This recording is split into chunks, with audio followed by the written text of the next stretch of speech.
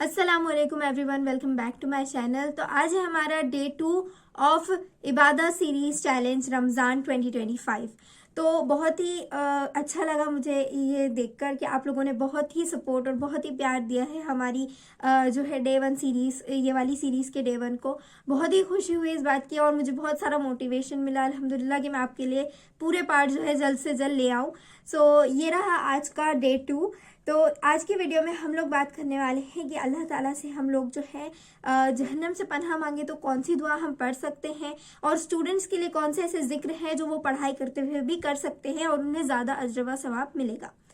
तो चले स्टार्ट करते हैं। सबसे पहला जो मैं आपको बताती हूँ, पिछली वीडियो में मैंने बात की थी कि हमारे नबी सल्लल्लाहु अलैहि वसल्लम फरमाते हैं कि जो 4 चीज़ें, इंसान को 4 चीज़ें जो है वो मोस्टली रमज़ान में करनी चाहिए।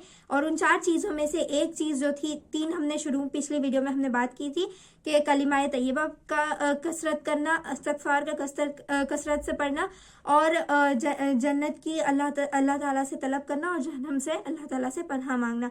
जन्नत वाली जो दुआ है वो मैंने आपको पिछली वीडियो में बता दी। आज की वीडियो में हम लोग बात करने वाले हैं जहन्नम की दुआ की, जिससे हम अल्लाह ताला से जो है प्रोटेक्शन मांग सकते हैं हेल फायर से, यानी कि जहन्नम की आग से। तो जो दुआ है वो ये है, अल्लाहुम्मा अजिरनी मिनन नार। मैं डिस्क्रिप्शन में भी ये वाली जो दुआ है वो डाल दूंगी, जिसकी वजह से आप लोगों को जो है तकलीफ नहीं होगी कुछ भी पढ़ने में।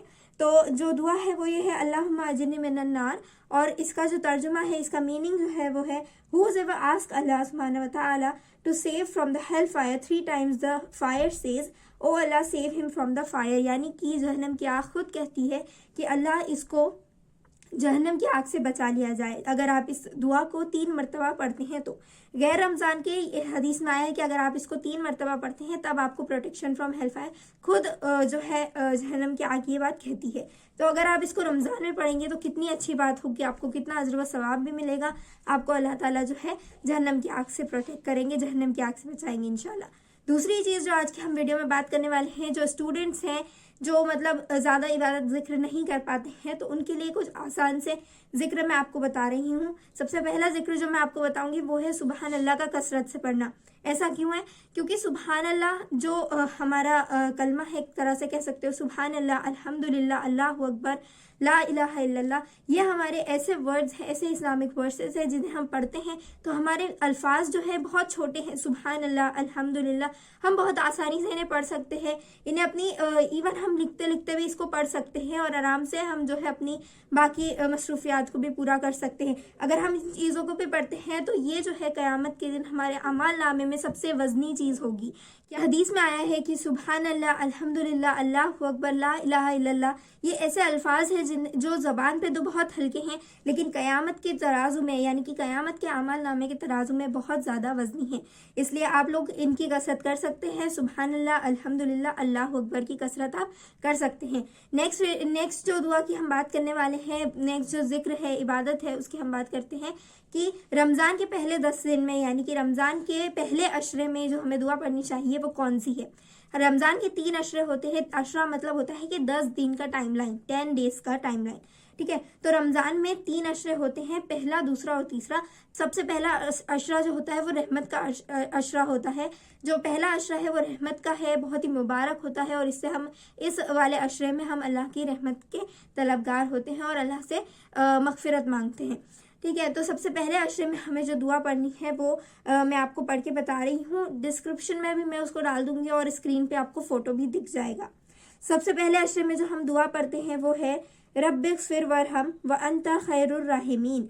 मैं एक और बार रिपीट कर देती हूँ, रब्बिग़फिर वरहम व अंता खैरुर राहिमीन। इसका तर्जुमा है, यानी कि मीनिंग है, ए मेरे रब, मुझे माफ़ कर दे और मुझ पर रहम फरमा, और तू सबसे बेहतर रहम फरमाने वाला है। यानी कि पहले अशरे में जो अल्लाह रहमत बरसाते हैं, सिर्फ अल्लाह ही उस रहमत को बरसा सकते हैं और कोई नहीं है इस दुनिया में या आखिरत, कोई भी नहीं है। सारी चीज़ें अल्लाह ने बनाई हैं और हम भी अल्लाह की मखलूक हैं। तो ऐसा ना सोचें कि बिल्कुल अल्लाह ताला आपको रहमत से महरूम रख देंगे, नहीं।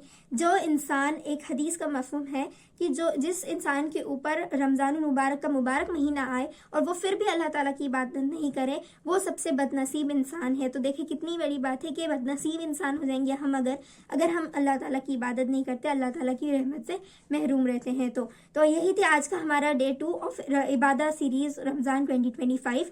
आज की वीडियो छोटी सी है लेकिन बहुत ही ज़्यादा चीज़ें हैं। मैंने सारी चीज़ें जो भी जिक्र है वो दो बार रिपीट करके आप लोगों को बताया है। ज़्यादा जिक्र मैं एक दिन में नहीं बताऊंगी क्योंकि ये सीरीज़ जो है हम लोग स्टूडेंट के साथ साथ भी फॉलो करते हुए चल रहे हैं। जो स्टूडेंट्स हैं वो भी इस सीरीज़ को फॉलो करें आराम से। और पूरी जो सीरीज़ है ना, ये बहुत ही इजीली आप लोग इसको कर सकते हैं। छोटी छोटी दुआएं यहाँ पे मैं आपको बता रही हूँ। अगर आप सिर्फ इस वीडियो को देखकर ही मेरे साथ साथ ही 2-3 बार एक ही चीज़ को, एक ही दुआ को बार बार पढ़ेंगे तो वो आपको यूं ही याद आ जाएगी। आपको ऐसे याद करने की, अलग से टाइम निकालने की ज़रूरत नहीं है।